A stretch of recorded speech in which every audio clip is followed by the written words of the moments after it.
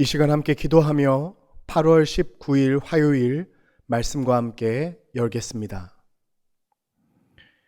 사랑과 은혜의 주님, 오늘도 새벽을 깨우며 하나님 앞으로 나아갑니다.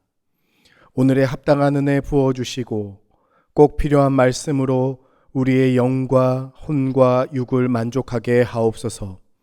우리의 눈을 밝게 하셔서 살아 역사하시는 하나님 바라보게 하시고 우리의 귀를 열어주셔서 선한 목자이신 주님 음성 듣게 하시며 우리의 손과 발에 힘을 주사 성령의 인도하심에 열심으로 순종하게 하옵소서.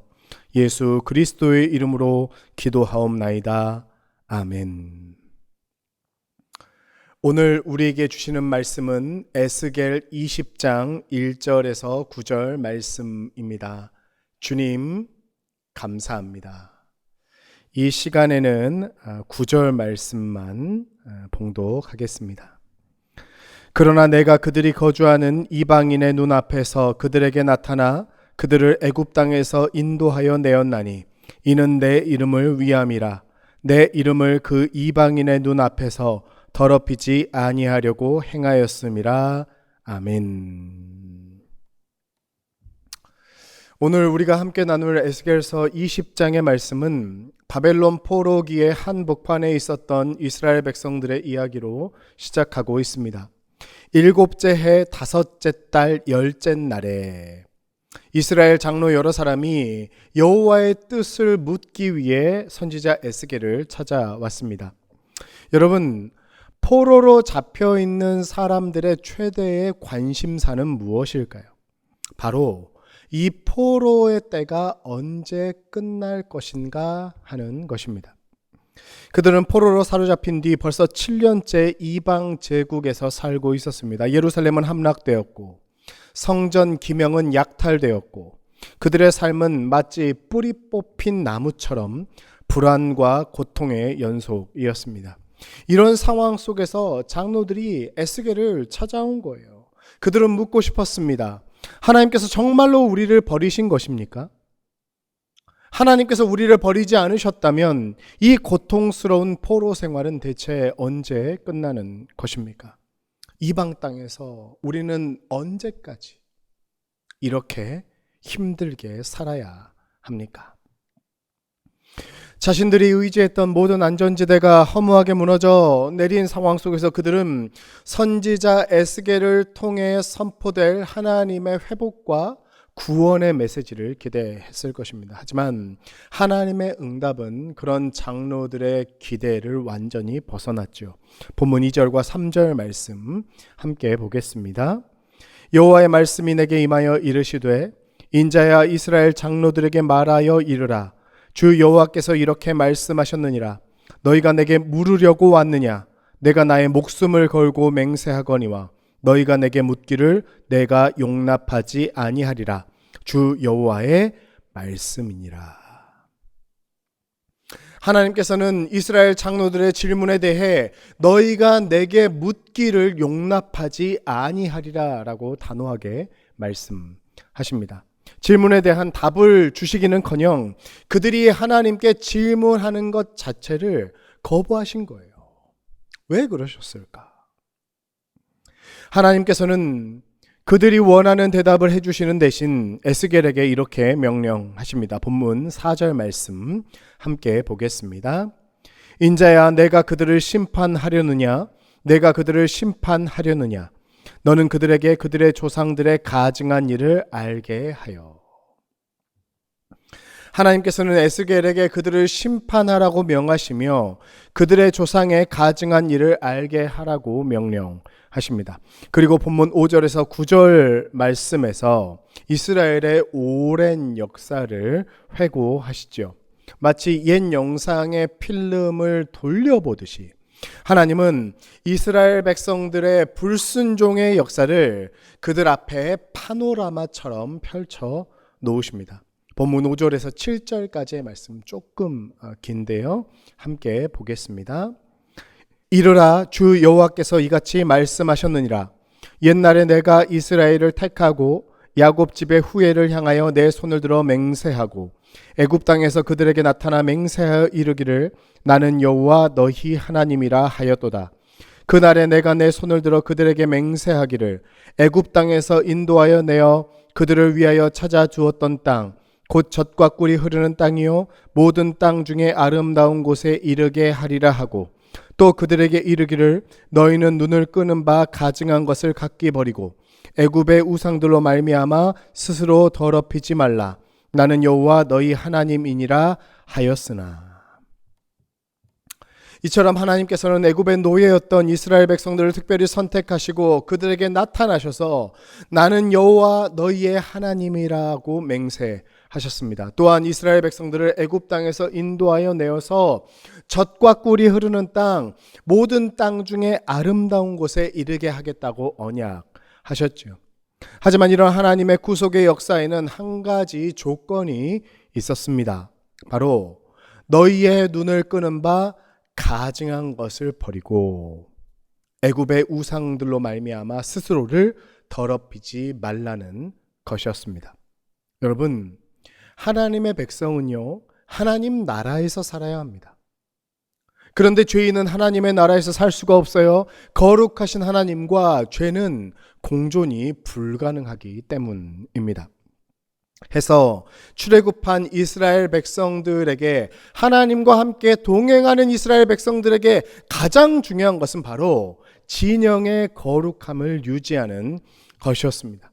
진영의 거룩함을 잘 유지하기만 하면 그들은 하나님과 동행하며 승리하는 삶을 살 수 있었고요. 반대로 진영이 부정해지면 하나님이 떠나시고 그 결과 혹독한 심판을 경험할 수밖에 없었습니다. 하지만 그럼에도 불구하고 이스라엘 백성들은 끊임없이 하나님의 명령을 거역했습니다. 가증한 곳과 애굽의 우상들을 떠나지 않았어요. 본문 8절 말씀 함께 보겠습니다.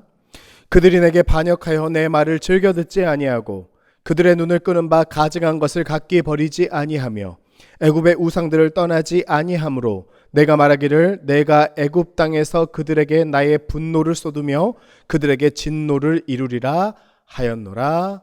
아멘. 여러분도 잘 아시는 것처럼 이스라엘의 불순종은 하루 이틀의 이야기가 아니었습니다. 하지만 여기에서 놀라운 반전이 일어나요. 본문 9절 말씀 함께 보겠습니다. 그러나 내가 그들이 거주하는 이방인의 눈앞에서 그들에게 나타나 그들을 애굽 땅에서 인도하여 내었나니 이는 내 이름을 위함이라. 내 이름을 그 이방인의 눈앞에서 더럽히지 아니하려고 행하였음이라. 아멘. 반복되는 이스라엘의 죄악과 불순종에도 불구하고 은혜롭고 자비롭고 노하기를 더디하시고 인자가 크신 하나님께서는 그들을 멸하지 아니하시고 결국 약속을 이루어 주십니다.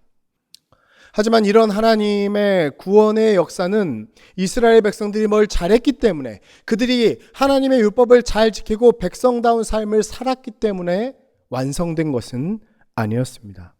하나님께서 끊임없이 불순종하는 이스라엘 백성들을 그럼에도 불구하고 구원해 주신 것은 바로 다른 것이 아니라 자기의 이름 때문이었습니다. 우리도 뭔가 중요한 약속을 할 때 이름을 걸고 하잖아요. 마찬가지. 하나님께서는 이스라엘을 선택하셨고요. 그들과 언약을 맺으셨습니다. 시간이 지나 이스라엘 백성들은 언약을 잊어버리고 하나님을 배신했지만 하나님은 단 한 번도 그들과의 약속을 잊어버리지 않으셨습니다. 그리고 결국 그 신실하신 하나님의 이름에 걸맞게 그들의 행위로 구원해 주신 것이 아니라 하나님의 이름을 걸고 약속의 땅으로 이스라엘을 인도해 주셨습니다.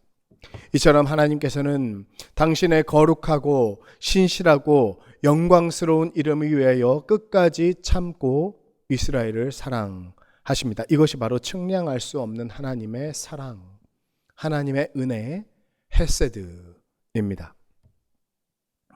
사랑하는 성도 여러분, 포로 공동체의 장로들은 지금 언제 포로 생활이 끝날까를 고민하고 있습니다. 이것은 그들이 당장 겪고 있는 고난에 대한 현실적인 질문입니다. 하지만 하나님께서는요, 고난에 대한 근본적인 원인을 지금 꿰뚫고 계십니다.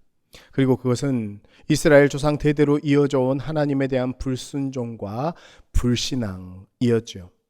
하나님께서는 이스라엘 백성들이 당면한 위기의 상황에 대응하기보다 이런 위기가 왜 일어났는지, 그리고 그 원인과 뿌리가 어디에 있는지를 먼저 깨닫기 원하셨습니다.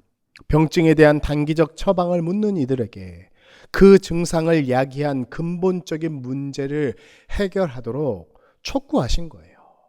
그야말로 우문현답입니다. 그리고 성경에 기록된 이스라엘의 역사는 곧 우리의 신앙의 여정을 비추는 거울이지요.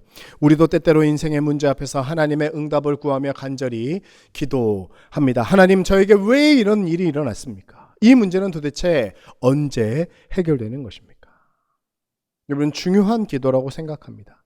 만약 이렇게 기도하시는 분들이 이 자리에 계시다면 하나님께서 들어주시고 응답해 주시기를 기원합니다.